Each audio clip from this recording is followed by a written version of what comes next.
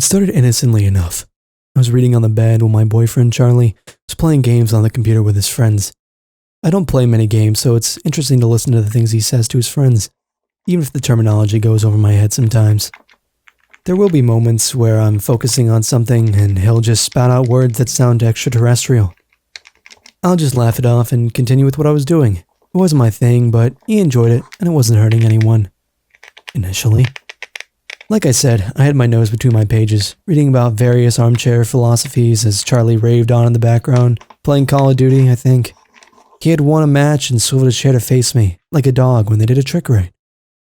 "Finally, I got a win tonight," he exclaimed, more for himself than for me. "That's great, babe," I replied, offering an admittedly false smile. I was happy he was happy, but I can't say I was invested. He turned back to the computer. Talking to his friends again, they were hyping each other up. I heard Charlie mutter, "Now that was Poggers." It was such a random word that it tickled my brain. When I heard it, I couldn't help but laugh. Charlie leaned back in his chair as if he was exhausted himself, as he swiveled to face me once more. "I can't believe I just said that unironically." He echoed my laughter, offering a painfully adorable smile. "I feel like I should wash my mouth out with soap." He repeated the word a few times, making sure to let out a popping noise when mouthing the P. We both laughed it off, and he said goodnight to his friends. It was time for me to get some quality time with him, and with that, my book remained on the nightstand until morning. In the morning, I woke up early and it felt like I'd gotten really good sleep, so I was in a good mood. And when I'm in a good mood, I make breakfast. I heard the stairs creak and figured the smell of bacon had lifted Charlie out of bed. He stumbled into the kitchen, his hair a complete mess. "That smells of Poggers," he groggily moaned. With mild amusement, I went to laugh. Charlie's face conveyed confusion as he stood in the kitchen. His eyes strained and his mouth slightly still agape. "I totally meant to say great," he continued, turning his gaze to me. "God, I'm tired," he chuckled before shuffling over to help me finish up with breakfast. The rest of the day was pretty normal. We even decided to go on a little impromptu date, the best we could do with the world the way it is. But when we were winding down for the night, getting ready to brush our teeth, Charlie informed me that today was Poggers, babe. I politely replied that if he was trying to mess with me, it was going to get old fast. He shook his head. "It just kinda came out, sorry," he said, raising the toothbrush and dragging it across his teeth. We both brushed our teeth and in unison, spitting into the sink. As I wiped my mouth, I could see Charlie leaning in for a kiss. I turned my head, but when I met him face to face, a putrid smell climbed into my nostrils. It was enough to make me recoil away from him. It was like battery acid poured over rotting roast beef. I instinctively put my hand over my nose. "Your breath is awful," I told him, which we both knew was odd because he just brushed his teeth and it's not like he had gingivitis or anything. He went to point out as much by pointing to the sink but stopped. I followed his cue and looked into the sink where we had spit our toothpaste down. On my side of the sink, there were a few lingering bubbles. On his side of the sink, however, still clinging to the white porcelain, was a thick, frothy substance. It was a sickly yellow, with streaks of red that would suggest Charlie's dental hygiene had degraded significantly in just one night. He quickly reached over and turned the faucet on. Opening his mouth, he checked out the condition of his teeth. They looked completely fine. Took a good bit of water for the mess he had spit in the sink to budge it all. Eventually, with the convincing of steaming hot water, it disappeared.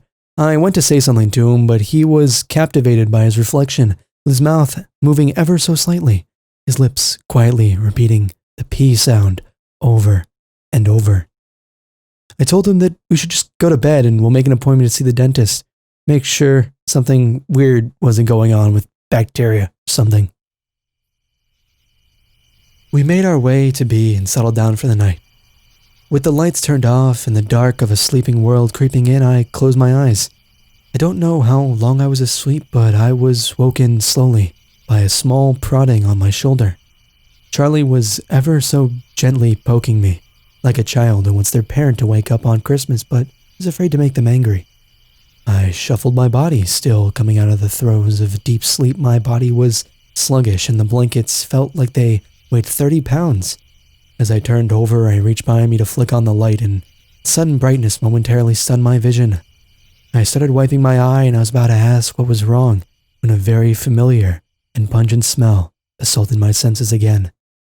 It was worse this time. like it had been sitting for a while. I struggled to keep my urge to vomit subdued. This was made all the more difficult when I moved to brace my new position. It felt my fingers press against the sheets. As my fingers pressed down, a hot and viscous liquid rose from the divots I had made. Then I saw Charlie. His face had a sickly yellow shit kicked onto it. He looked like an infant that fought hard against eating his baby formula. His mouth was moving and words were coming out, but just barely. His voice was so raspy I could tell they were painful. His body would tremble every time he started to speak. Poggers. Such a horrid sight, watching the letters accompanied by a small spittle of disgusting liquid. And before long I could see how it was about to get worse as he kept going. Poggers. Poggers. I could see thin trails of smoke lifting from inside his mouth and under his lip. Horrified, I hadn't moved my hand yet, but once the new drippings had made their way to my hand, I could feel an intense burning sensation. Charlie started to shake more violently as I finally snapped at my senses and ran to the phone.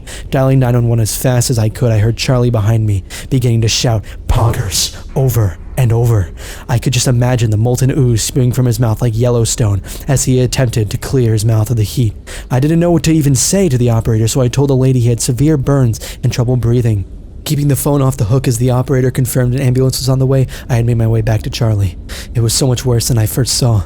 The blankets on the bed, where he was facing away from me, were soaked. The liquid had saturated the sheets in bed to the point they were dripping onto the hardwood. Plumes of smoke rose from the hardwood, threatening to bore right through the floor, but it wasn't my biggest concern. I couldn't help but picture Charlie laying there all night, saying that stupid word over and over. Suffering, but not wanting to disturb me. He looked so weak. I don't know what that fluid was, but it was taking all the nutrients Charlie needed to function with it. The whites of his eyes were beginning to stain yellow like a smoker's walls, and his skin was so visibly dry I thought he was going to start molting.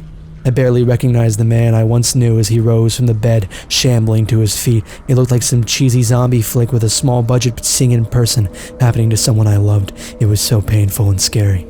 I started to worry about my safety as he got closer to me, the same yellow substance dropping from his slack jaw.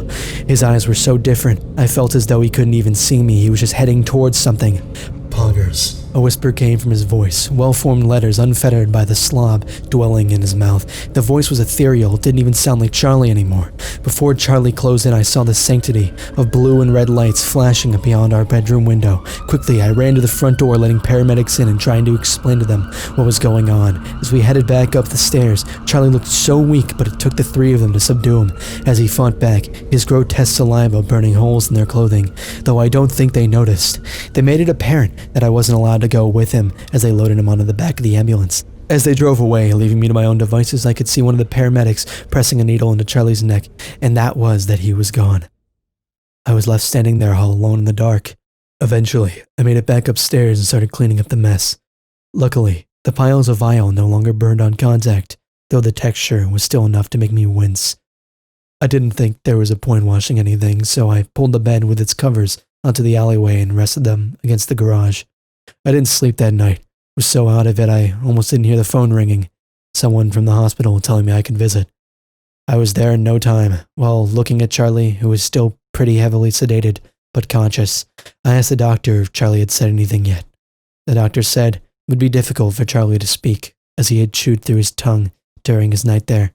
Looking at my boyfriend, I could see that even under sedation, his jaw was moving up and down. His lips pursed and contorted, as if he was trying to speak. However, with the drugs and the lack of a tongue, all that came out of his mouth were small whistles of air. As I stared at Charlie, I heard something behind me, a commotion caused by another person being rushed into the ER. Turning around, I saw one of the paramedics that had helped Charlie get into the ambulance rushing down the hall. So many people were talking all at once, and I'm sure I must have been the only one to hear it. The ambulance driver speaking low under the mutter of voices, the chaos of chirping machinery. This is not Poggers.